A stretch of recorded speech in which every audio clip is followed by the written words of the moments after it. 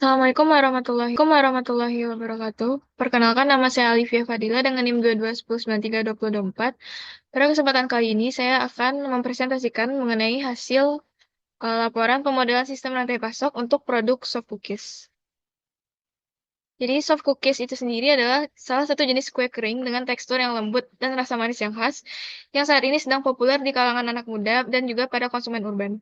Produk ini sendiri juga banyak dijual dalam kemasan kecil untuk konsumsi pribadi maupun untuk hampers.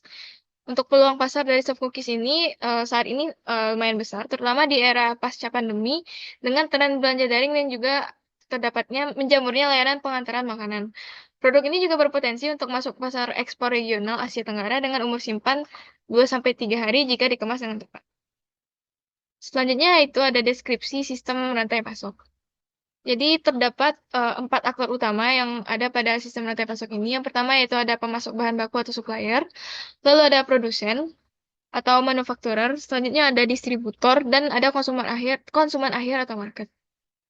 Terdapat beberapa aliran pada sistem rantai pasok ini yang dapat kita lihat pada diagram. Yang pertama itu ada aliran barang, di mana bahan baku itu mengalir ke produsen, produk ke distributor dan konsumen. Selanjutnya itu juga terdapat aliran informasi, di mana terdapat informasi permintaan dan umpan balik dari konsumen ke produsen dan supplier. Selanjutnya itu ada aliran uang, berupa pembayaran dari konsumen ke distributor, lalu dari produsen ke supplier. Lanjut dari diagram sistem rantai pasok tersebut, kita dapat mendefinisikan rumusan masalah serta tujuannya. Untuk rumusan masalah yang itu sendiri yaitu untuk merancang sistem rantai pasok soft cookies yang lebih efisien untuk meminimalkan total biaya logistik dan pemenuhan permintaan target tepat waktu. Untuk tujuannya itu ada 3. Yang pertama yaitu untuk meminimalkan total biaya logistik, lalu untuk mengoptimalkan produksi dan distribusi sesuai permintaan, serta menghindari kekurangan bahan baku dan produk jadi.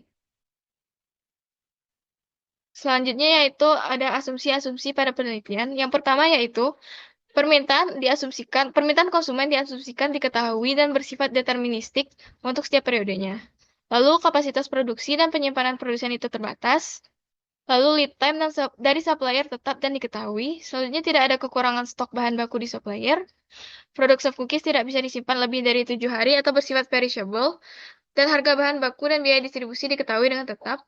Selanjutnya itu semua bahan baku dibeli dalam satuan kilogram dan produk dijual per kemasan. Selanjutnya itu hubungan antar aktor bersifat langsung, misalnya produsen tidak bisa langsung ke konsumen tanpa adanya distributor, dan hanya satu jenis soft cookies saja yang diproduksi. Selanjutnya yaitu ada variabel dan parameter dalam pemodelan rantai pasok. Yang pertama itu variabel. Untuk variabel yang pertama yaitu variabel XPT, yaitu jumlah produk soft cookies yang diproduksi pada periode ke T. Lalu ada YDT, yaitu jumlah produk yang dikirim ke distributor pada periode T. Ada ZJST, yaitu jumlah bahan baku jenis J yang akan dibeli dari pemasok pada periode T. Lalu ada IBT, atau inventory bahan baku pada periode T. Dan ada IPT, yaitu inventory produk jadi pada periode T.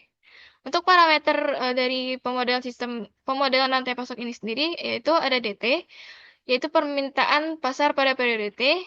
Lalu ada CJ, atau biaya pembelian bahan baku jenis J. Lalu ada HB, yaitu biaya penyimpanan bahan baku per unit per periode. Lalu ada HP, biaya penyimpanan produk jadi per unit per periode.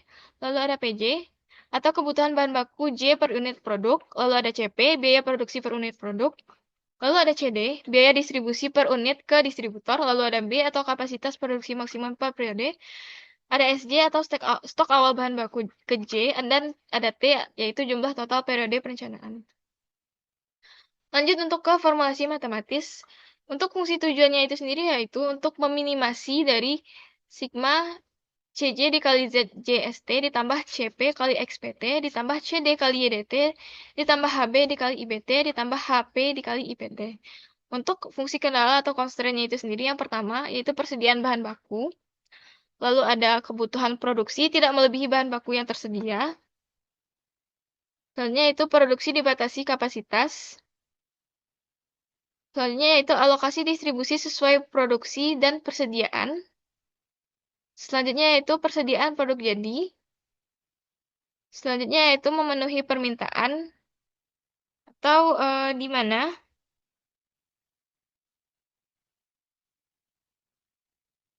Jumlah produk yang dikirim ke distributor itu pada periode T lebih besar dari demand pada periode ke T. Lanjut itu adalah non-negativity, di mana XPT, YDT, ZJST, IBT, dan IPT itu besar dari nol. Yang terakhir itu ada justifikasi dari model yang telah dirancang. Yang pertama yaitu struktur berjenjang, yakni mulai dari supplier menuju ke produsen, lalu menuju distributor, baru ke pasar. Yang kedua, yaitu model dinamis waktu diskret, yakni memperhitungkan variasi periodik berupa harian atau mingguan. Yang ketiga, yaitu keterbatasan produksi dan perishability sesuai dengan sifat soft cookies yang lebih mudah basi. Dan yang terakhir, yaitu tujuan realistis, yakni fokus pada efisiensi biaya dan pemenuhan permintaan model linear yang mudah diimplementasikan dengan metode optimisasi klasik seperti linear programming atau mixed integer programming. Baik, sekian dari hasil laporan mengenai pemodelan sistem rantai pasok soft cookies dari saya.